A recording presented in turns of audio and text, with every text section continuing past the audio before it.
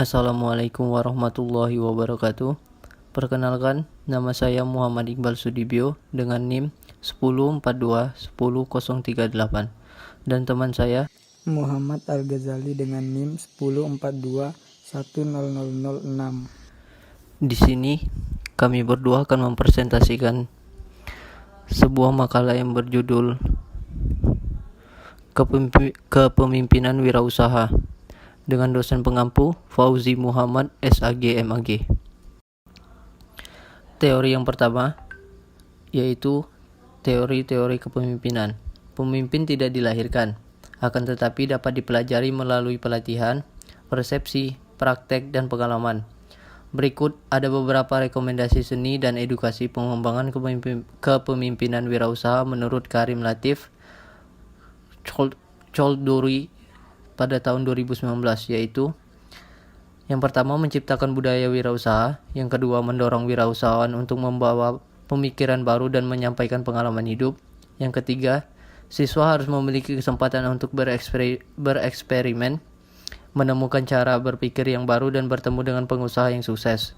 Yang keempat, siswa didorong untuk mengeksplorasi teori dan praktek serta membangun kesadaran komersial dan mengembangkan keterampilan penciptaan usaha.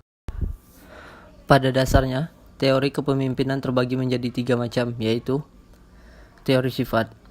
Teori sifat ini disebut juga teori genetik, karena menganggap bahwa pemimpin itu dilahirkan bukan dibentuk. Teori ini menjelaskan bahwa eksistensi seorang pemimpin dapat dilihat dan dinilai berdasarkan sifat-sifat sejak lahir sebagai sesuatu yang diwariskan. Teori ini mengatakan bahwa kepemimpinan diidentifikasikan berdasarkan atas sifat atau ciri yang dimiliki oleh para pemimpin. Pendekatan ini mengemukakan bahwa karakteristik tertentu seperti fisik, sosialisasi, dan inteligensi atau kecenderungan yang esensial bagi kepemimpinan yang efektif, yang merupakan kualitas bawaan seseorang. Yang kedua, teori perilaku. Teori ini berusaha menjelaskan apa yang dilakukan oleh seorang pemimpin yang efektif, bagaimana mereka mendelegasi tugas, berkomunikasi dan memotivasi bawahan. Menurut teori ini, seorang bisa belajar mengembangkan diri menjadi seorang pemimpin yang efektif, tidak tergantung pada sifat-sifat yang sudah melekat padanya. Jadi, seorang pemimpin bukan dilahirkan menjadi pemimpin, namun untuk menjadi seorang pemimpin dapat dipelajari dari apa yang dilakukan oleh pemimpin-pemimpin yang efektif ataupun dari pengalaman. Teori yang terakhir atau teori yang ketiga yaitu teori lingkungan. Teori ini beranggapan bahwa munculnya pemimpin-pemimpin itu merupakan hasil dari waktu, tempat, dan keadaan. Kepemimpinan dalam perspektif teori lingkungan adalah mengacu pada pendekatan situasional yang berusaha memberikan model normatif. Teori ini secara garis besar menjelaskan bahwa keberhasilan seorang pemimpin dalam menjalankan tugasnya tergantung terhadap situasi dan gaya kepemimpinan yang dipakainya. Untuk situasi yang berbeda, maka pakai gaya yang berbeda pula. Pada teori ini, Patchgold menerangkan bagaimana perilaku seorang pemimpin mempengaruhi motivasi dan prestasi kerja para bawahannya dalam situasi kerja yang berbeda. Teori ini lahir dari teori motivasi pengharapan, ekspektasi, dan untuk menghindari diri dari hasil negatif. Teori PAT menerangkan bagaimana perilaku gaya seorang pemimpin prestasi kerja bawahannya. Yang kedua, berani bertindak. Menjadi seorang wirausaha membutuhkan sikap untuk berani bertindak. Tidak hanya mimpi dan rencana semata. Ketidakpastian usaha yang akan dijalani menimbulkan banyak risiko yang akan dihadapi. Keberanian seseorang dalam wirausaha senantiasa dihadang oleh risiko. Merupakan wujud dari keberanian menembus ketidakpastian usaha. Seorang wirausaha membutuhkan perhitungan yang cermat, hati-hati, dan bersifat antisipasi. Terhadap segala kemungkinan timbulnya risiko, keberanian adalah suatu sifat mempertahankan dan memperjuangkan apa yang dianggap benar dan dengan menghadapi segala bentuk bahaya, kesulitan, kesakitan, dan lain-lain. Berani dituntut oleh Islam di sini adalah berani dalam hal yang positif, yaitu berani membela kebenaran. Berani adalah memiliki hati yang mantap, penuh pada percaya diri, dan bisa menghadapi kesulitan bahaya dengan semangat besar.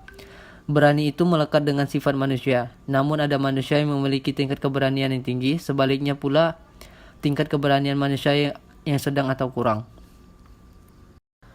C. Membangun tim yang baik. Sebagai pemilik usaha harus dapat menjadi pemimpin yang baik bagi karyawan-karyawan untuk mewujudkan tujuan bersama. Diperlukan jiwa kepemimpinan untuk mengendalikan karyawan. Kebersamaan karyawan dalam internal perusahaan ini mencerminkan keterlibatan dan kontribusi tenaga dan pikiran seluruh karyawan dengan membentuk tim yang baik sehingga target perusahaan dapat diwujudkan bersama.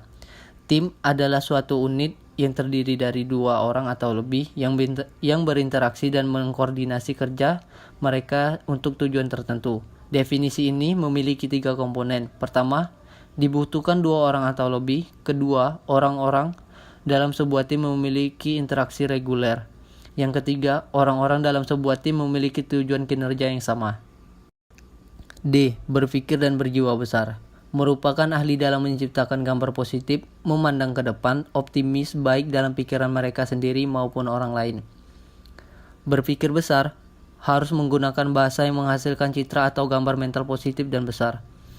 Berpikir adalah dasar tindakan yang disadari atau tidak disadari, yaitu sebuah tindakan sesuai dengan apa yang ada dalam pikiran. Jika kita melakukan pemikiran besar, maka mulailah melakukan tindakan yang besar dan tentu saja akan mendatangkan hasil yang lebih besar pula. Dapatkan nasihat hanya dari orang sukses. Jangan menerima nasihat dari penasehat freelance yang hidup dalam kegagalan. Jangan berbicara buruk mengenai siapapun. Tuliskan rencana 10 tahun ke depan. Hidup ini terlalu penting untuk diserahkan kepada nasib. Tuliskan apa yang ingin dicapai dalam bidang pekerjaan, keluarga, dan sosial. Mengembangkan tujuan 30 hari ke depan. E. Berani mengambil resiko. Kemauan dan kemampuan untuk mengambil resiko menempatkan salah satu nilai utama dalam kewirausahaan. Seorang wirausaha yang berani menanggung resiko ialah selalu ingin jadi pemenang dan memenangi dengan cara yang baik. Salah satu kunci memulai sebuah usaha adalah berani. Komponen dalam kata berani ini mengandung banyak item yang mempengaruhi hal tersebut, yaitu berani bertindak, berani mengambil resiko, berani menahan diri agar tidak menggunakan uang hasil usahanya hanya untuk bersenang-senang, berani rugi, berani gagal, dan berani bangkrut. Wirausahawan harus berani mengambil resiko terhadap pekerjaan karena seharusnya sudah diperhitungkan.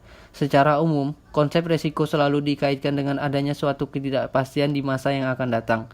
Tentang karakter berani mengambil resiko, penelitian yang dilakukan oleh Isai Han pada tahun 2010 lalu, hasil studinya menyatakan bahwa pengusaha atau manajer keduanya adalah mengambil risiko, tetapi pengusaha umumnya diyakini mengambil banyak risiko dibanding manajer.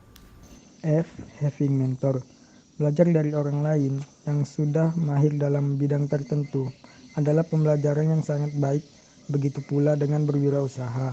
Menggunakan mentor atau orang yang akan membimbing dan membina untuk mengembangkan usaha, baik dalam bidang teknis maupun manajemen usaha.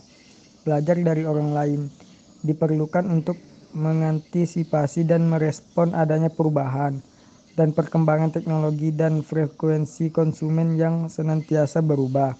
Karakter mau belajar pada orang yang lebih baik senior merupakan bekal untuk kemampuan dalam berwirausaha.